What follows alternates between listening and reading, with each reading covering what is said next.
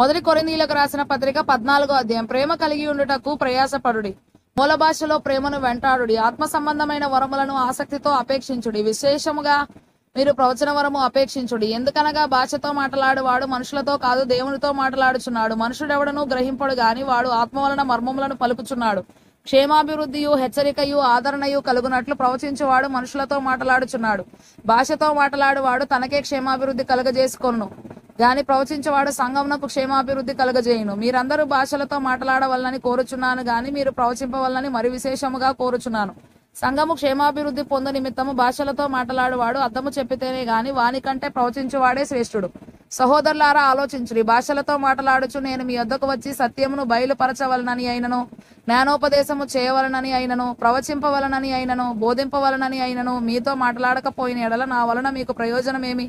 పిల్లనగురోవి గాని వీణ గాని నిర్జీవ వస్తువులు నాదమిచ్చినప్పుడు స్వరములలో భేదము కలగజేయని ఎడల ఊదినదేదో మీటినదేదో ఎలాగు తెలియను? మరియు బోర స్పష్టము కాని ధ్వని ఇచ్చినప్పుడు యుద్ధమునకెవడు సిద్ధపడును? అలాగే మీరు స్పష్టమైన మాటలు నాలుకతో పలికితేనే గాని పలికినది ఎలాగు తెలియను? మీరు గాలితో మాట్లాడుచున్నట్టుందురు. లోకమందు ఎన్నో విధములకు భాషలున్నను స్వరములున్నను వాటిలో ఒకటైనను స్పష్టము కానిదై ఉండదు. మాటల అర్థము నాకు తెలియకుండా ఎడల మాటలాడు వానికి నేను పరదేశినిగా ఉండును, మాటలాడువాడు నాకు పరదేశిగా ఉండును. మీరు ఆత్మ సంబంధమైన వరముల విషయమై ఆసక్తి గలవారు గనక సంఘమునకు క్షేమాభివృద్ధి కలుగు నిమిత్తము అవి మీకు విస్తరించినట్లు ప్రయత్నము చేయుడి. భాషతో మాట్లాడువాడు అర్థము చెప్పు శక్తి కలుగుటకై ప్రార్థన చేయవలను. నేను భాషతో ప్రార్థన చేసిన ఎడల నా ఆత్మ ప్రార్థన చేయను గాని నా మనసు ఫలవంతముగా ఉండదు. కాబట్టి ఆత్మతో ప్రార్థన చేతును, మనస్సుతోను ప్రార్థన చేతును, ఆత్మతో పాడుదును, మనస్సుతోను పాడుదును. లేని ఎడల నీవు ఆత్మతో స్తోత్రము చేసినప్పుడు ఉపదేశం పొందని వాడు నీవు చెప్పుదాన్ని గ్రహింపలేడు గనక నీవు కృతజ్ఞతాస్తుతులు చెల్లించినప్పుడు ఆమేనని వాడు ఎలాగు పలుకును? నీవైతే బాగుగానే కృతజ్ఞతాస్తుతులు చెల్లించుచున్నావు గాని ఎదుటివాడు క్షేమాభివృద్ధి పొందడు. నేను మీ అందరికంటే ఎక్కువగా భాషలతో మాట్లాడుచున్నాను, అందుకు దేవుని స్తుతించేదను.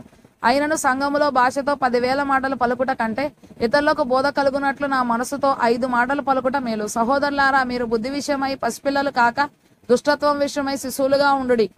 బుద్ధి విషయమై పెద్దవారులై ఉండుడి. అన్య భాషలు మాట్లాడు జనుల ద్వారాను పరజనుల పెదవుల ద్వారాను ఈ జనులతో మాట్లాడుదును. అప్పటికైనను వారు నా మాట వినకపోదురు అని ప్రభు చెప్పుచున్నాడని ధర్మశాస్త్రములో రాయబడి ఉన్నది.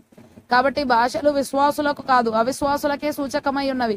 ప్రవచించుట అవిశ్వాసులకు కాదు విశ్వాసులకే సూచకమై ఉన్నది. సంఘమంతయు ఏకముగా కూడి అందరూ భాషలతో మాట్లాడుచుండగా ఉపదేశం పొందని వారైనను అవిశ్వాసులైనను లోపలికి వచ్చిన మీరు వెర్రి మాటలాడుచున్నారని అనుకొందురు కదా. అయితే అందరూ ప్రవచించుచుండగా అవిశ్వాసి అయినను ఉపదేశం పొందని వాడైనను లోపలికి వచ్చిన ఎడల అందరి బోధ వలన తాను పాపినని గ్రహించి అందరి వలన విమర్శింపబడను. అప్పుడు అతని హృదయ రహస్యములు బయలుపడను. ఇందువలన దేవుడు మీలో ఉన్నాడని ప్రచురము చేయుచు అతడు సాగిలపడి దేవునికి నమస్కారము చేయును. సహోదరులారా, ఇప్పుడు మీలో ఏమి జరుగుచున్నది? మీరు కూడి వచ్చునప్పుడు ఒకడు ఒక కీర్తన పాడవలనని ఉన్నాడు, మరి ఒకడు బోధింపవలనని ఉన్నాడు, మరి ఒకడు తనకు బయలుపరచబడినది ప్రకటన చేయవలనని ఉన్నాడు, మరి ఒకడు భాషతో మాట్లాడవలనని ఉన్నాడు, మరి ఒకడు అర్థము చెప్పవలనని ఉన్నాడు. సరే, సమస్తమును క్షేమాభివృద్ధి కలుగుటకై జరుగనీయుడి. భాషతో ఎవడైనను మాట్లాడితే ఇద్దరు అవసరమైన ఎడల ముగ్గురికి మించకుండా వంతుల చొప్పున మాట్లాడవలను. ఒకడు అర్థము చెప్పవలను.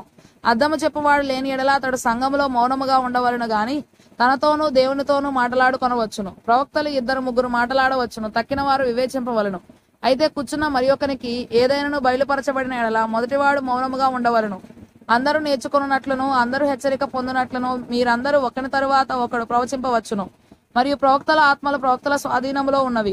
అలాగే పరిశుద్ధుల సంఘములన్నిటిలో దేవుడు సమాధానమునకే కర్త గాని అల్లరికి కర్త కాడు. స్త్రీలు సంఘములలో మౌనముగా ఉండవలను, వారు లోబడి ఉండవలసినదే గాని మాట్లాడుటకు వారికి సెలవు లేదు. ఇలాగూ ధర్మశాస్త్రము చెప్పుచున్నది. వారు ఏమైనాను నేర్చుకొనగోరిన ఎడల ఇంట తమ తమ భర్తలను అడుగవలను.